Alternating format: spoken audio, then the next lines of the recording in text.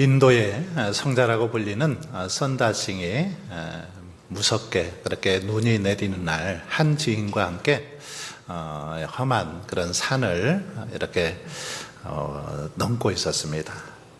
한참 그렇게 걷고 있는데 가는 길목에 한 사람이 쓰러져 있는 것입니다. 이 모습을 보고 가만 놔두어서는 얼어 죽을 것 같아서 선다싱은 그 사람을 데리고 가자고 그렇게 했습니다. 하지만 함께 동행했던 지인은 우리도 가기 힘든데 어떻게 저 사람까지 데리고 가냐? 그럴 수 없다 하면서 그냥 혼자 앞장서 가버렸습니다. 하는 수 없이 선다싱은 혼자서 그 사람을 등에 이렇게 들쳐업고 힘겹게 산을 넘어가고 있었습니다. 그런데 이렇게 한참을 가다 보니까 그 사람을 들쳐업고 가다 보니까 부축해서 가다 보니까 몸에서 열이 나고 땀이 나게 되었습니다. 놀랍게도 그 열로 인해서 같이 함께 가던 이 부축해서 가던 사람이 몸이 이렇게 녹아지고 또 정신을 차리게 되었습니다. 그러자 이번에는 이 선다싱이 너무 지쳐서 쓰러지게 될 지경에 놓이게 됩니다. 그 사람을 계속 부축해서 오다 보니까 힘이 다 빠진 거죠. 이때 정신을 차린 사람이 선다싱을 부축해서 다시 길을 걷게 됩니다. 그런데 조금 더 이렇게 길을 가다 보니까 아까 앞서 혼자서 갔던 사람처럼 보이는 사람이 눈에 길가에 쓰러져 있었습니다. 죽어 있었습니다. 추위를 견디지 못하고 혼자 가다가 죽고 말았던 거죠. 여러분, 이 이야기는 우리가 인생을 살아가는 데 있어서 함께 살아가는 것이 얼마나 중요한지를 우리에게 잘 보여줍니다. 우리 인생길을 혼자 가는 것이 아니라 함께 가는 것이 중요하다라는 사실을 잘 보여줍니다. 그래서 아프리카 속담에도 그런 말이 있지요. 빨리 가려면 혼자 가고 멀리 가려면 함께 가라, 이런 말이 있습니다. 멀리까지 가기 위해서는 함께 가야 된다라고 그렇게 말하고 있습니다. 하지만 안타깝게도 오늘날 사람들의 모습을 보면 어떻습니까? 혼자 가기 바쁩니다. 어떻게 해서든지 혼자만 가려고 그렇게 발버둥 치는 것을 볼 수 있습니다. 다른 사람이야 어떻든 상관하지 않고 자기만 먼저 가기 위해서, 혼자 가기 위해서 그렇게 발버둥 칩니다. 오직 혼자만 가려고 하다 결국에는 큰 낭패와 어려움을 당하는 것을 볼 수 있습니다. 오늘 본문은 바울이 이 멜리데에서 출발해서 드디어 로마에 도착한, 당도한 그런 사실을 기록하고 있습니다.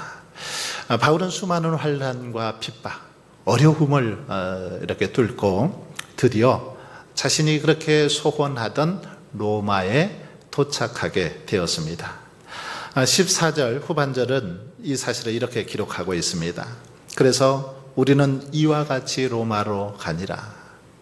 바울은 그렇게 바라던 이 로마에 가게 되었습니다. 도착하게 되었습니다. 그러니 여러분, 바울의 마음 어땠을까요? 얼마나 정말 기뻤을까요? 아마 벅차오르는 감격과 함께 지난 일들, 지난 그 고생했던 것들이 다 주마등처럼 그렇게 스쳐 지나갔을 것입니다. 그러면서 그 어려움 속에서도 자신과 함께 했던, 자신을 도와주고 격려해 주었던 많은 사람들의 모습이 떠올랐을 것입니다. 그래서 아마 바울은 그렇게 고백했을 것입니다.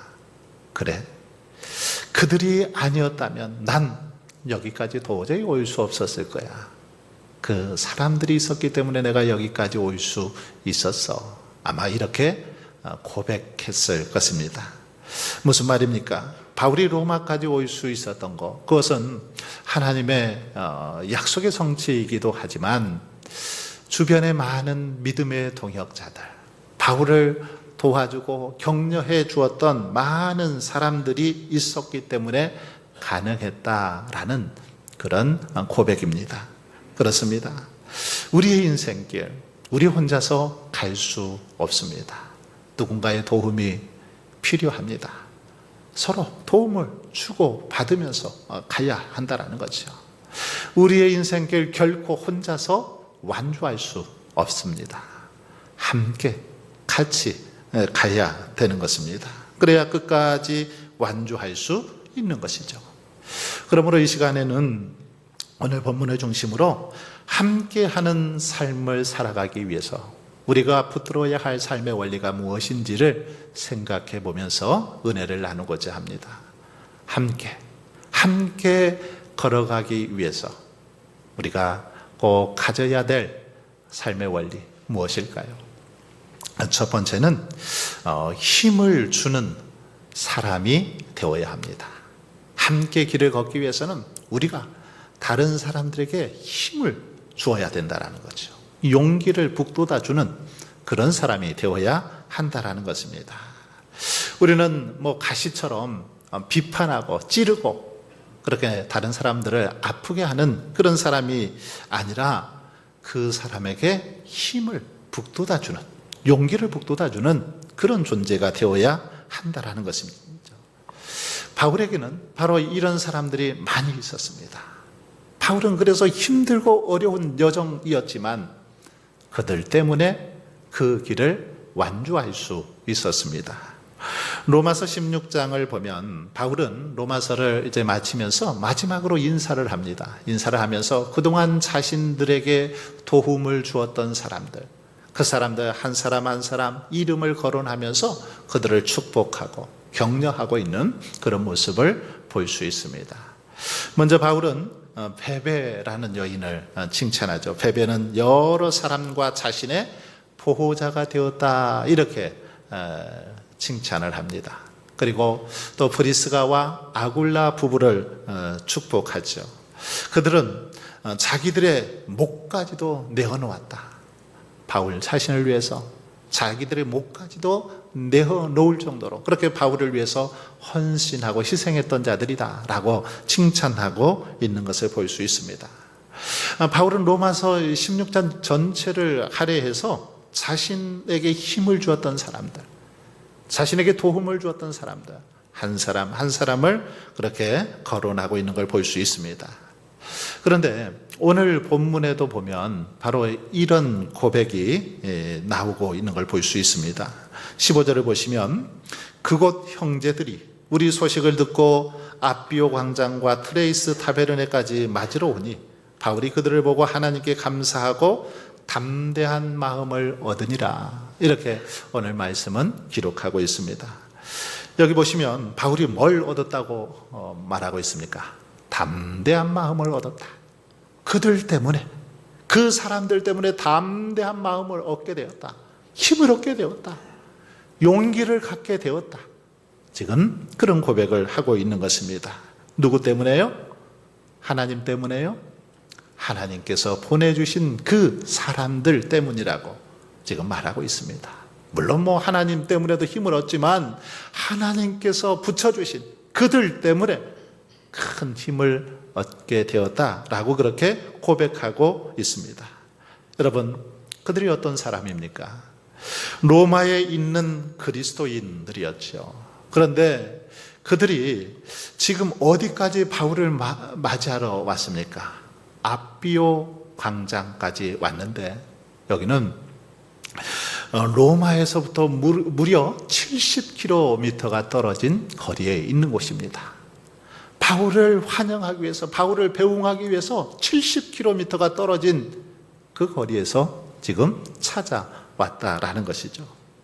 그런데 본문을 잘 보면 그런 형제들이 또 있었던 걸 볼 수 있습니다. 또 다른 로마의 형제들이 로마에서 56km 떨어진 트레이스 타베르네까지 와서 바울을 맞이한 것을 볼 수 있습니다. 하나님께서 바울을 격려하기 위해서 이렇게 많은 사람들을 보내주셨다라는 거죠. 보낸 것이죠. 여러분, 바울이 지금 이때의 바울의 한번 모습을 상상해 보십시오. 바울이 얼마나 감격스러웠겠습니까? 자신을 위로하고 격려하기 위해서 그 멀리에서 사람들이 찾아왔을 때 얼마나 바울이 기뻤을까요? 전혀 생각지도 못했는데 그 멀리에서 자신을 환영해주고 위로해주기 위해서 그들이 찾아왔을 때 바울은 아마 감격의 눈물을 흘렸을 것입니다. 너무너무 정말 기쁘기도 하고 행복하기도 해서 감격의 눈물을 흘렸을 것입니다. 사실 바울은 많이 지쳐 있었습니다. 계속되는 핍박과 환난, 끝나지 않는 재판, 그리고 급작스럽게 불어온 광풍과 또 배가 난파되는 그런 일들을 겪으면서 많이 지쳐 있었죠. 힘들었습니다. 주님만 바라보고 가는 그런 길이었지만 그 전도 여행길이 결코 쉽지만 않았습니다. 너무너무 힘들고 괴로웠습니다. 그러나 그 먼 거리를 한 걸음에 달려와서 자신을 위로해주는 그들을 보는 순간 너무 기뻤고 그동안의 그 모든 그 고생이 순식간에 다 녹아내리는 듯 했습니다. 이들을 보는 순간 바울은 큰 힘을 얻었습니다. 그리고 이렇게 아마 기도했을 것입니다. 하나님 감사합니다. 저는 혼자라고 생각했는데 혼자가 아니었습니다. 이렇게 좋은 믿음의 동역자들이 있었습니다. 이들을 붙여주셔서 감사합니다. 아마 하나님 앞에서 바울은 이렇게 기도했을 것입니다. 여러분, 우리는 혼자가 아닙니다. 바울을 혼자 내버려 두지 않으신 것처럼 우리도 하나님께서는 믿음의 동역자들을 우리에게 붙여주셨습니다. 만나면 힘을 주는 사람들이 우리에게도 있죠. 온주교회라는 이름으로 함께 이렇게 신앙생활하는 믿음의 동역자들이 있습니다. 구역이라는 이름으로 또는 남녀선교회라는 이름으로 함께하는 우리 동역자들이 있습니다. 바라기는 여러분 이 귀한 믿음의 동역자들로 인해서 힘을 얻을 수 있기를 바랍니다. 혼자가 아니구나. 나와 함께하는 이렇게 귀한 믿음의 동역자들이 있구나 생각하면서 위로를 받으시고 그들과 더불어서 또 귀한 사명을 잘 감당해 나갈 수 있기를 바랍니다. 뿐만 아니라 이렇게 우리가 그들을 통해서 힘을 얻을 뿐만 아니라 이제는 우리가 가진 힘을 그들에게 또 베풀고 나누며 살아갈 수 있기를 바랍니다. 그래서 저와 여러분을 통해서 주변의 많은 사람들이 위로를 받고 용기를 얻고 다시금 힘을 얻어서 주신 사명을 잘 감당할 수 있기를 바랍니다. 두 번째로 우리가 함께하는 삶을 살아가기 위해서 붙들어야 할 원리는 환상을 버리고 서로를 용납할 수 있는 그런 마음을 가져야 됩니다. 환상, 너무나 지나친 어떤 기대, 이것을 버려야 된다는 겁니다. 이것을 버리고 이제 상대방의 그냥 있는 모습 그대로를 수용하고 인정하고 용납할 수 있는 그런 마음을 가질 때 우리는 그들과 함께 할 수 있습니다. 탁월한 설교자인 존 오트버그가 쓴 책 중에 우리는 만나면 힘이 됩니다, 이런 책이 있습니다. 오트버그는 이 책에서 함께하는 가장 중요한 원리 중에 하나를 이렇게 소개합니다. 서로에 대한 환상을 깨라.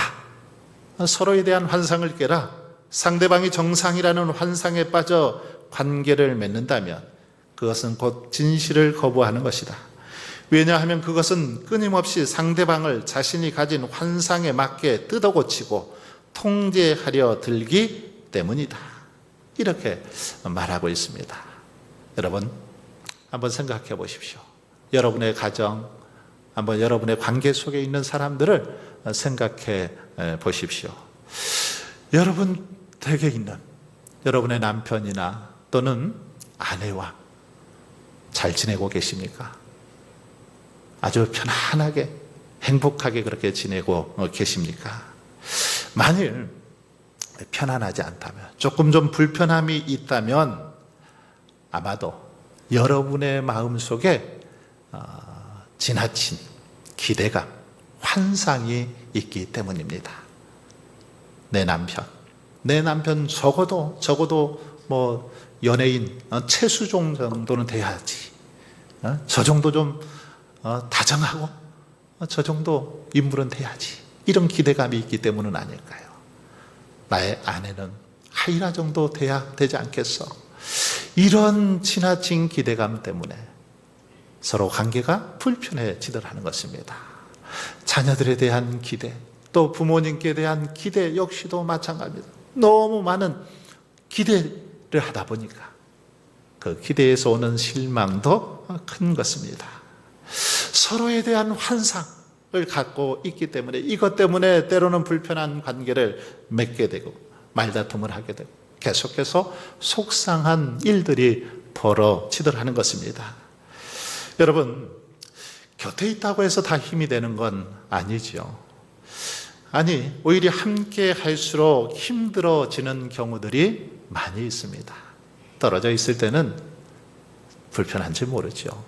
그런데 같이 있다 보면 불편한 점들이 있습니다.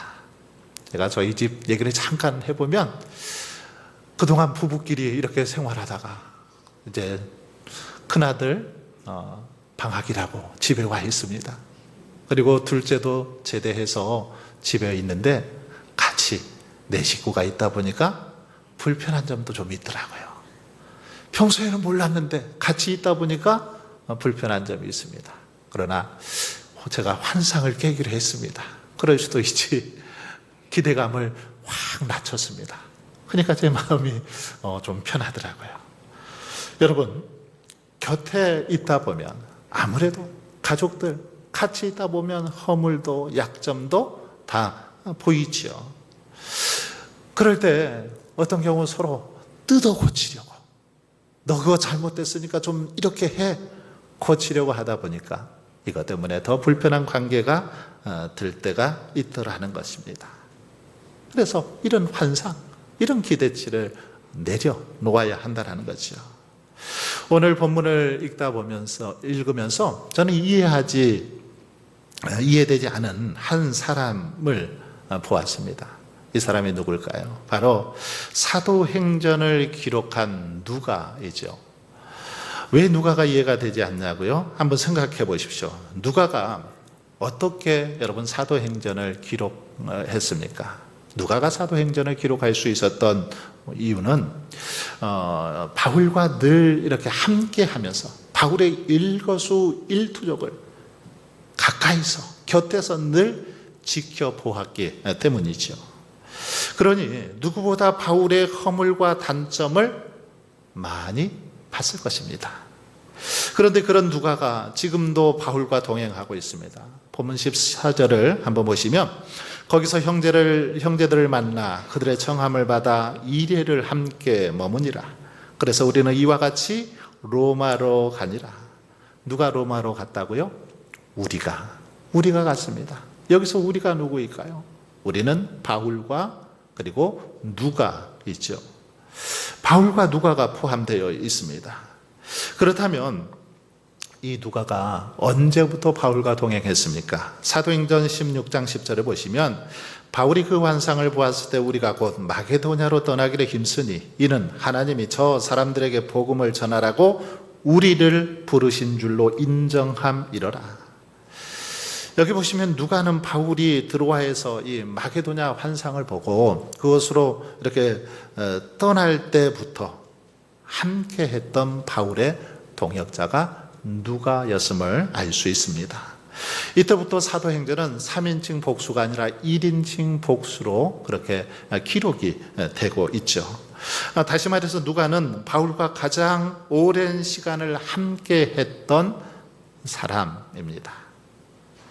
여러분, 그러니 바울의 얼마나 많은 그런 약점, 허물을 보았을까요? 얼마나 많은 바울의 그 단점을 보았겠습니까? 하지만 누가는 지금도 여전히 바울과 함께 복음을 전하기 위해서 그렇게 헌신하고 있는 걸 볼 수 있습니다. 복음을 전하기 위해서 바울과 동행하고 있죠. 그리고 디모데후서 4장 10절로 11절은 그 누가의 모습을 이렇게 기록하고 있습니다. 대만은 이 세상을 사랑하여 나를 버리고 데살로니가로 갔고 그레스게는 갈라디아로 디도는 달마디아로 갔고 누가만 나와 함께 있느니라. 바울은 디모데후서를 쓰면서 다른 사람들 다 이제 갈 길 찾아갔는데 누가만 지금까지 남아있다, 이렇게 말하고 있습니다. 마지막 순간까지 바울의 곁에서 그렇게 의술과 섬김으로 바울을 끝까지 그렇게 바울과 동행했던 사람 누가입니다. 여러분, 이것이 어떻게 가능했을까요? 어떻게 이렇게 끝까지 바울과 함께 할 수 있었습니까? 바울이 완벽한 사람이었기 때문일까요? 아무런 실수도 허물도 없는 정말 아주 훌륭한 그런 인품의 소유자라 그렇습니까? 아니요, 그렇지 않습니다. 바울은 단점도 허물도 많은 우리와 똑같은 사람이었습니다. 실수가 많은 그런 사람이었죠. 하지만 이렇게 함께 할 수 있었던 것은 바울의 약점까지도, 바울의 허물까지도 다 용납해 주는 그런 누가의 마음이 있었기 때문이죠. 그것까지도 용납할 수 있는 그 마음이 있었기 때문에 바울과 계속해서 그 길을 갈 수 있었다라는 것입니다. 여러분, 그러므로 우리들이 누구와 함께 하기를 원한다면 여러분, 그 사람에 대한 환상을 먼저 버리십시오. 깨십시오. 그리고 서로 용납하십시오. 그 사람과 좀 더 멀리 가고 계속해서 함께 하길 원한다면 그 사람에 대한 허물, 그 사람에 대한 약점까지도 용납할 수 있기를 바랍니다. 바로 이것이 멀리 계속해서 함께 할 수 있는 비결입니다. 마지막으로 함께하는 삶을 살아가기 위해서 우리가 붙들어야 할 원리는 우리와 함께 하시는 하나님의 은혜, 우리와 함께 하시는 이 하나님의 은혜를 기억하는 것입니다. 오늘 본문을 보시면 굳이 필요하지 않을 것 같은 그런 구절을 기록하고 있습니다. 본문 11절입니다. 11절에 보면 석 달 후에 우리가 그 섬에서 겨울을 난 알렉산드리아 배를 타고 떠나니 그 배의 머리 장식은 디오스구로라. 여기 보면 누가를 포함한 바울과 그 일행이 로마에 이렇게 들어갈 때 무슨 배를 탔다고 합니까? 알렉산드리아 배를 탔다라고 그렇게 설명을 하면서 그 배의 머리 장식을 소개하고 있습니다. 그 배의 머리 장식이 뭐라고요? 디오스구로라고 말합니다. 디오스구로, 발음도 어려운데 디오스구로, 이게 무슨 뜻입니까? 제우스의 쌍둥이 아들들이라는 뜻입니다. 제우스 신, 그들이 섬겼던 그 신화에 나오는 제우스 신의 쌍둥이 아들들, 이게 디오스구로입니다. 이것은 당시 항해를 하는 모든 이들이 믿었던 그런 수호신이기도 했습니다. 이방인들이 믿었던 수호신, 이게 디오스구로입니다. 여러분, 그러면 왜 저자인 누가는 자기들이 탔던 배에 이 디오스구로라는 그 장식이 있었던 것, 이것을 강조하고 있는 것일까요? 디오스구로라는 이 수호신이 자기들을 지켜줘서 무사히 이렇게 항해를 할 수 있었다, 이것을 강조하기 위해서 누가가 이걸 기록했을까요? 그렇지 않죠. 그렇지 않습니다. 다른 이들은 몰라도 바울과 함께 했던 모든 일행들은 자신들이 이렇게 광풍을 만나 난파되었음에도 불구하고 로마로 갈 수 있었던 것, 무사히 항해를 할 수 있었던 것, 그것은 하나님의 전적인 은혜요 섭리임을 이들은 누구보다 잘 알았습니다. 다른 사람들은 알지 못했어도 이들은 그 사실을 분명히 알았죠.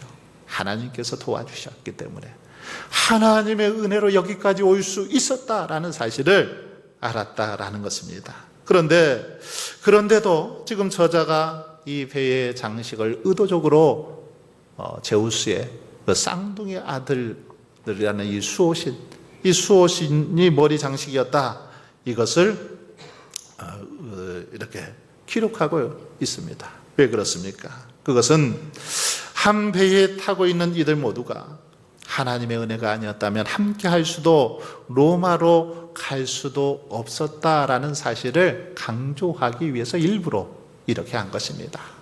저 이방의 수호신이 자신들을 보호해 줘서 여기까지 온 것이 아니라 저 이방신을 섬기는 그런 사람들의 배임에도 불구하고 하나님께서 인도해 주시고 역사해 주셔서 하나님께서 함께 해 주셔서 무사히 건너올 수 있었다, 무사히 항해를 마칠 수 있었다, 이것을 강조하기 위해서 지금 이렇게 묘사하고 있다라는 것입니다. 그렇습니다. 각기 다른 우리가 함께 할 수 있는 것, 함께 풍랑을 헤쳐나갈 수 있는 것, 그것은 여러분 우리의 노력이 아니라 하나님의 은혜라는 사실입니다. 즉 우리들이 하나님의 은혜를 기억할 때, 하나님의 은혜 안에 거할 때 우리는 끝까지 사명을 감당하고 완수할 수 있다라는 것입니다. 하나님의 은혜를 기억하고 하나님의 은혜로 모든 것이 되었음을 고백할 때 서로를 용납해주고 또 진정한 공동체를 이루어갈 수 있다라는 사실입니다. 하지만 반대로 그 은혜를 기억하지 못하고 그 은혜 안에 머물지 못할 때, 하나님의 은혜가 아니고 자신들의 노력이요 능력이다라고 인정할 때 그 공동체는 깨어질 수밖에 없는 것입니다. 여러분, 그러므로 교회가 교회다운 교회가 되기 위해서 가장 필요한 것 뭘까요? 하나님의 은혜입니다. 그 은혜 안에 머물 때 우리는 비로소 서로 용납하고 서로 사랑하고 서로 인정하면서 하나 되어질 수 있다라는 것입니다. 존 맥스웰의 함께 승리하는 리더라는 책에 보면 이런 얘기가 나옵니다.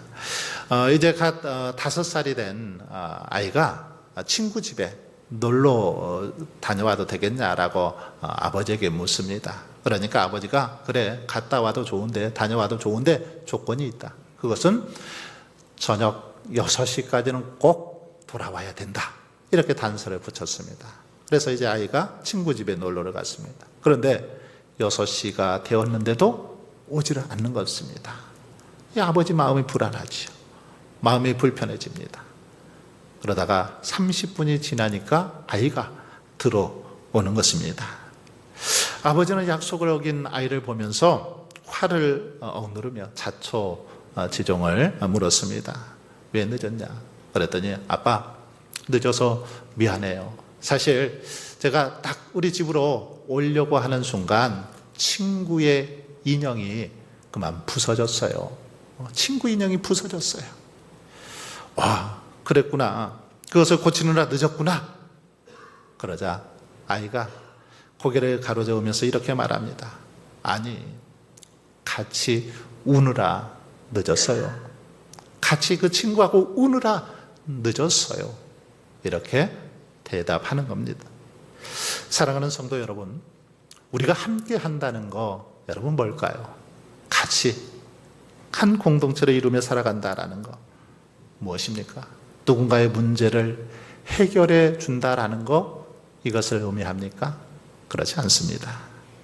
함께 한다라는 것은 같이 느끼고 같이 공감하고 같이 아파하고 같이 울어주는 것입니다. 같이 기뻐하고 같이 즐거워해 주는 것입니다. 예수님은 우리와 함께 하시기 위해서 낮고 천한 이 땅에 육신의 몸을 입고 오셨습니다. 죄와 허물로 망가진 우리와 같이 울어주시기 위해서 이 땅에 찾아오셨습니다. 바로 그 은혜로 말미암아 저와 여러분이 구원받게 되었습니다. 사랑하는 성도 여러분, 바라기는 저와 여러분이 이 은혜를 잊지 않고 기억할 수 있기를 바랍니다. 그래서 이 은혜 안에 머물며 주님의 은혜, 주께서 베풀어 주신 그 은혜 안에 항상 머물면서 연약한 형제를 붙들어 주고 그들과 함께 울어주고 함께 기뻐하고 함께 손잡고 나아감으로 더 멀리까지 땅 끝까지 아니 저 천성까지 담대히 나아갈 수 있기를 바랍니다. 그래서 믿음의 길을 함께 가서 마침내 승리함으로 하나님께 영광 돌리는 저와 여러분이 다 되실 수 있기를 주의 이름으로 축원합니다.